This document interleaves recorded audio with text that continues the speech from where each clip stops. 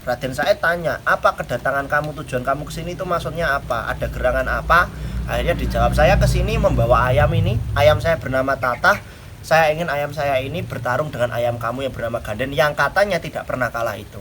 Kalau apabila kamu menang, saya akan berikan satu kantong kepeng emas ini buat kamu. Kalau kamu kalah, rumah ini dan seisinya menjadi milik saya. Assalamualaikum warahmatullahi wabarakatuh teman-teman semuanya, dimanapun kalian berada. Om Swastiastu, Namo Buddhaya, salam kebajikan, Rahayu Sagung Dumadi. Hari ini kita bertemu lagi dan kali ini saya akan membahas proses Islamisasi yang masuk ke tanah Jawa. Indonesia ini mempunyai beragam banyak agama ya, ada Islam, ada Hindu, ada Kristen, ada Katolik, ada Konghucu, semua punya latar sendiri-sendiri, semua punya cerita masuk ke Indonesia itu dengan versi atau teorinya sendiri-sendiri. Namun yang akan saya bahas adalah bagaimana Islam masuk ke Indonesia dan siapa saja yang berpengaruh di dalamnya. Kita juga akan bahas satu tokoh yang sangat berpengaruh di tanah Jawa, salah satu wali songo, yakni Sunan Kalijaga. Mari kita bahas.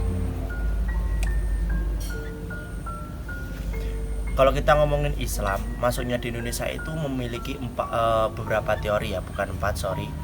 Yang pertama itu ada teori Gujarat, di mana kata teori ini Islam masuk dibawa dari orang-orang India. Kemudian ada teori Persia, bahwasanya Islam masuk dibawa oleh orang-orang Persia. Kemudian ada teori Mekah, di mana Islam itu dibawa oleh orang-orang Arab. Nah, terlepas dari teori-teori tersebut, yang pasti, yang nyatanya Islam telah masuk ke Indonesia dan dapat menjadi agama mayoritas. Nah, sebelumnya di Indonesia atau di tanah Jawa, agama yang sangat resmi di sini atau yang banyak dianut oleh masyarakat pada saat itu adalah agama Hindu-Buddha. Kalau mereka tidak beragama Hindu-Buddha, ya agamanya kepercayaan. Kalau nggak kepercayaan, kalau masyarakat Jawa ya kapitayan. Agamanya semuanya yang dianut adalah 3 agama itu, ya agama Hindu-Buddha, kemudian kapitayan. Kalau tidak kapitayan, ya kepercayaan atau kejawen. Nah, pada saat itu Islam berusaha masuk. Yang pertama membawa Islam ya, bukan yang pertama kali juga. Salah satu yang pembawanya adalah tokoh wali songo yang bernama Maulana Malik Ibrahim atau Sunan Gresik. Nah, pada saat itu Maulana Malik Ibrahim itu datang dari wilayah Kamboja, itu turun dan bersinggah di Leran. Di Leran itu di wilayah Gresik pada saat itu. Nah, di Gresik itu apakah sudah berdiri kerajaan? Sudah. Pada saat itu kerajaannya adalah Majapahit. Kalau kita ngomongin wali itu sebenarnya antara satu dan satunya itu berkesinambungan. Ya, kalau tidak hubungan antara ayah dan anak, juga hubungannya itu antara guru dan murid. Sebagai contoh, Maulana Malik Ibrahim atau Sunan Gresik itu mempunyai anak Sunan Bonang. Kalau hubungan guru dan murid seperti halnya Sunan Kalijogo mempunyai murid Sunan Muria, seperti itu. Nah, jadi ceritanya gini. Pada saat itu Sunan Bonang itu sudah masuk ke Tuban. Nah, di Tuban itu sudah dipimpin oleh seorang adipati. Nah, adipatinya ini bernama Adipati Wilatikta ya, atau bergelar Arya Tejo IV. Nah, siapa Arya Tejo IV ini? Dia adalah keturunan daripada Ronggolawe. Nah, Ronggolawe ini adalah pendamping setia Raden Wijaya, pendiri kerajaan Majapahit. Jadi pada saat awal berdirinya kerajaan Majapahit itu, yang mendampingi Raden Wijaya adalah seseorang bernama Ronggolawe. Nah, Ronggolawe ini memiliki putra, Arya Tejo I, kemudian Arya Tejo II, kemudian Arya Tejo III, kemudian Arya Tejo IV. Nah, semua orang putranya ini menjadi adipati Tuban ya. Karena pada saat dulu kala memang kekuasaan itu turun temurun ya, dari bapak ke anaknya, dari bapak ke anaknya. Jadi apabila bapaknya jadi adipati, anaknya pasti juga jadi adipati. Karena menjalin hubungan baik dengan Adipati Wilatikta, maka Sunan Bonang diperbolehkan untuk membangun pondok pesantren di area Bonang. Nah, Bonang ini merupakan sebuah nama tempat ya di daerah Tuban, bukan Gresik ya, Tuban. Jadi nama-nama Sunan itu biasanya disesuaikan dengan nama daerahnya. Kalau di Bonang ya Sunan Bonang, kalau di Kudus ya Sunan Kudus, kalau di daerah Gunung Jati ya Gunung Jati ya, seperti itu. Jadi disesuaikan dengan namanya. Jadi kalau kita loncat ke cerita Sunan Kalijogo, ini ceritanya loncat-loncat ya, nanti kalian pasti akan paham. Sunan Kalijogo ini merupakan anak daripada Adipati Wilatikta tadi atau Arya Tejo IV. Nah, ada yang bilang Sunan Kalijogo itu merupakan keturunan Cina atau bahkan memiliki darah Trah Arab. Itu teorinya itu beberapa orang mengatakan tidak, atau sebenarnya yang fakta adalah Sunan Kalijogo itu memang merupakan asli keturunan orang Jawa atau orang Jawa Tulen. Nah, siapakah Sunan Kalijogo ini? Sunan Kalijogo ini leluhurnya adalah Ronggolawe, karena dia merupakan anak daripada Arya Tejo IV. Jadi Ronggolawe kemudian punya anak Arya Tejo I, kemudian punya cucu Arya Tejo II, kemudian punya cicit Arya Tejo III, kemudian punya canggah Arya Tejo IV. Nah, kemudian ini udek-udeknya ini anak Arya Tejo IV, yaitu tadi Raden Said atau Sunan Kalijogo, itu merupakan waliullah, ke salah satu anggota Wali Songo, itu merupakan keturunan dari Ronggolawe. Jadi memang Sunan Kalijogo itu benar-benar asli orang Jawa. Nah, pada saat kelahiran Sunan Kalijogo, Sunan Bonang itu kan sudah bersahabat dengan Adipati Wilaktita atau ayahnya Sunan Kalijogo ya. Namanya aslinya adalah Raden Saur Adipati Wilaktita atau Arya Tejo IV itu. Jadi pada saat kelahiran Raden Said ini, Sunan Bonang itu datang ke rumah Arya Tejo IV atau Adipati Wilaktita ini untuk ikut bersukacita ya. Pada saat bersukacita, Sunan Bonang itu mendapat bisikan gaib bahwasanya suatu saat anak daripada Wilaktita ini akan menjadi seorang waliullah atau penuntun bagi masyarakat dari keburukan menjadi kebaikan. Nah, pada saat itu bapaknya ya serta ibunya itu menamakan anak tersebut Said. Said itu artinya kebaikan. Nah, perlu diketahui Raden Said atau Sunan Kalijogo ini selain bapaknya Adipati, beliau juga merupakan keturunan dari Brawijaya V.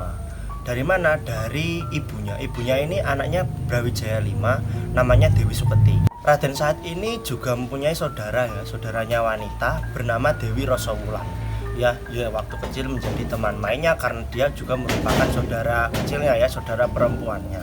Nah, Raden Said juga tumbuh menjadi seorang yang sangat arif dan bijaksana, juga dilatih keprajuritan dan kepamong perajaan, bagaimana cara mengatasi pemerintahan, karena yang diharapkan ayahnya memang Raden Said lah yang suatu saat akan meneruskan menjadi Adipati Tuban.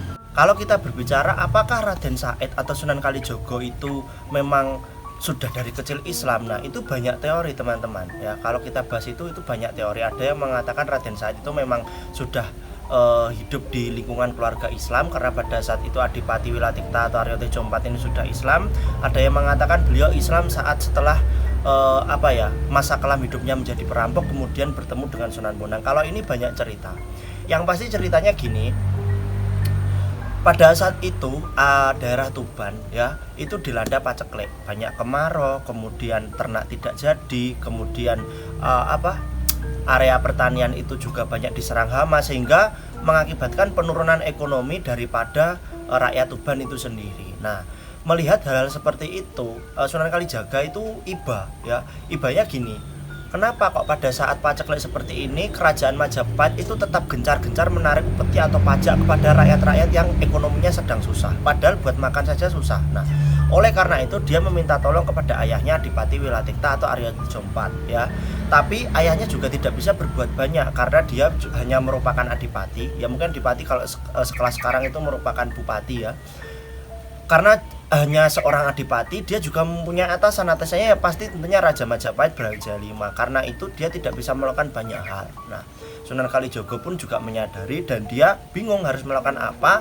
Akhirnya dia itu memutuskan untuk menjadi maling celuring. Maling celuring itu apa? Maling celuring itu pencuri yang hasil curiannya itu digunakan untuk kemaslahatan orang banyak. Jadi hasil curiannya itu dibawa ke orang-orang miskin, dibagi-bagikan.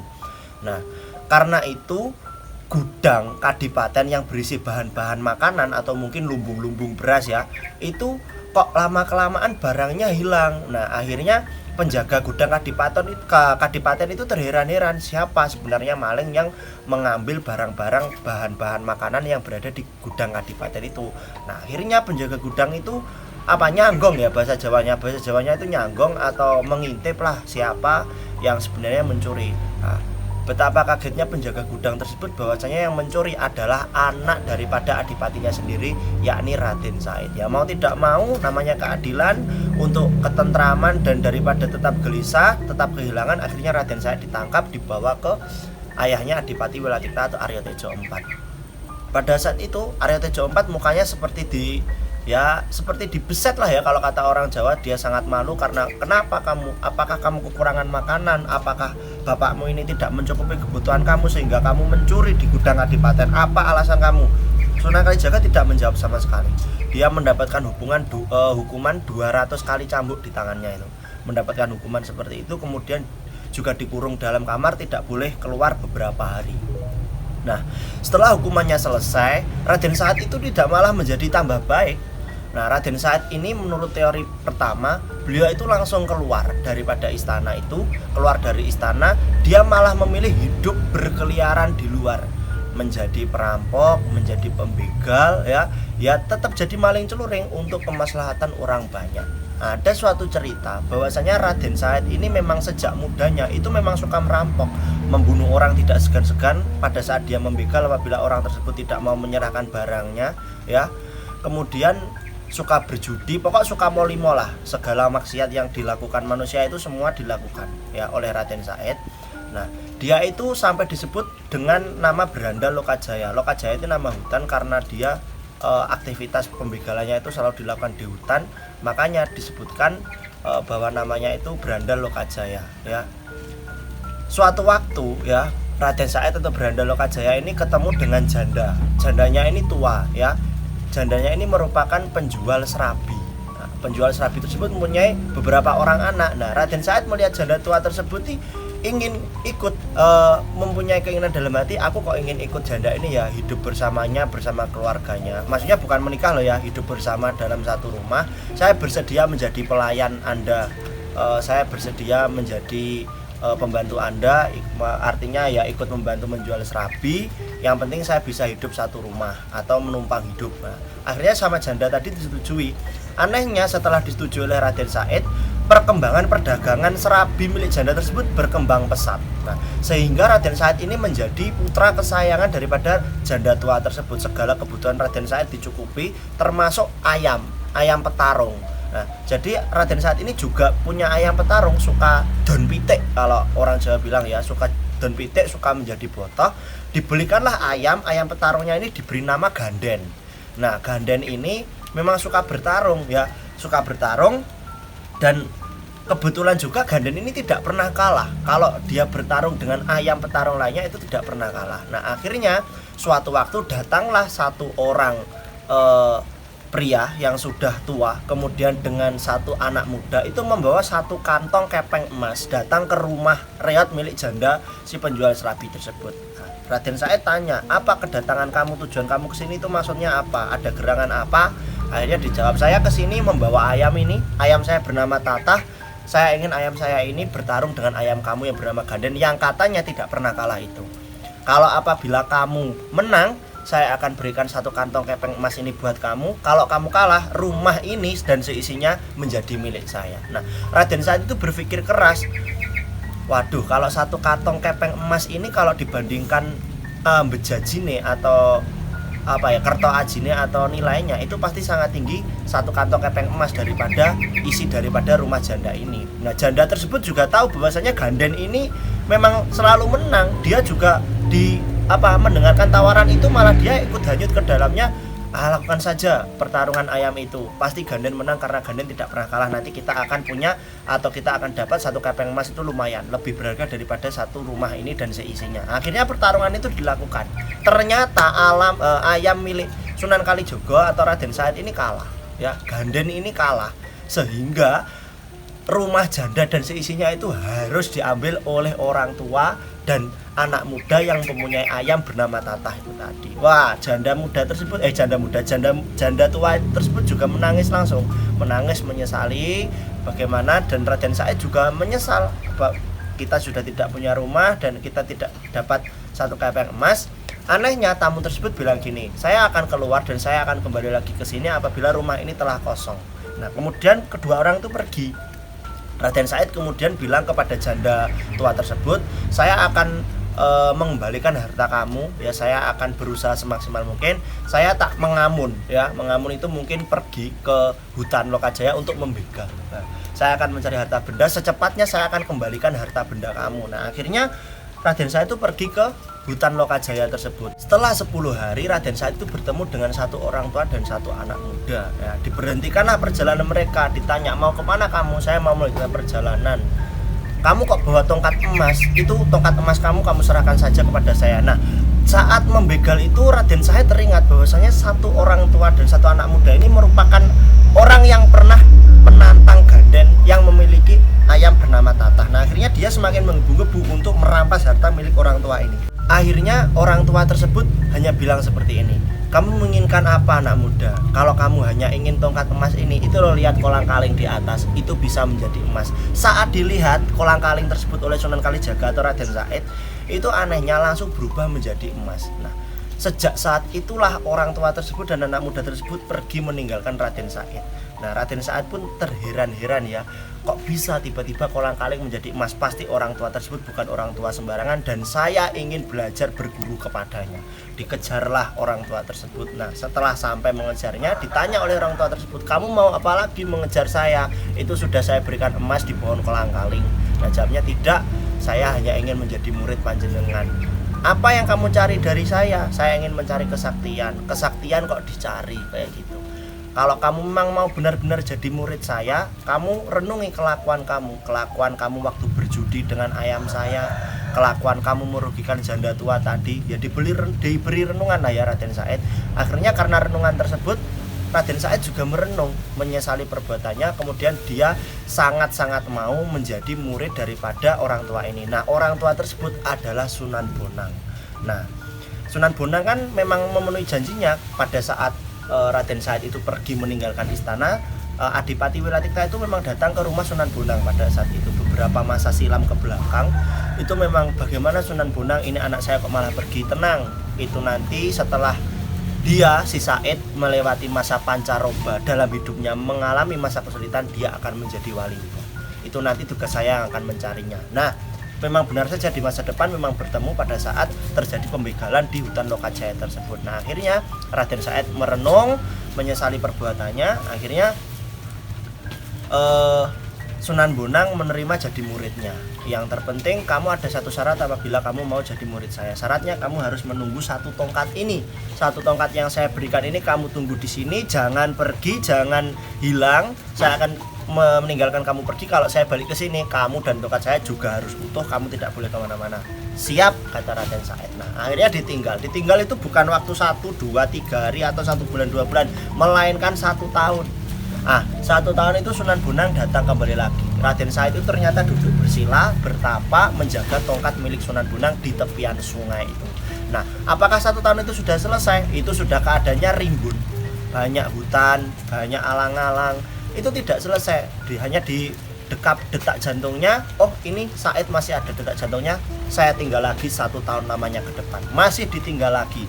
Nah, akhirnya setelah ditinggal sudah 2 tahun kan, itu kembali lagi Sunan Bonang. Setelah kembali langsung diberi salam ya. Seketika hutan itu hilang, kemudian Raden Said juga dikumandangkan azan di dekat telinganya. Raden Said langsung bangun. Saat itulah Raden Said disuruh mengucapkan 2 kalimat syahadah dan langsung menjadi murid Sunan Bonang.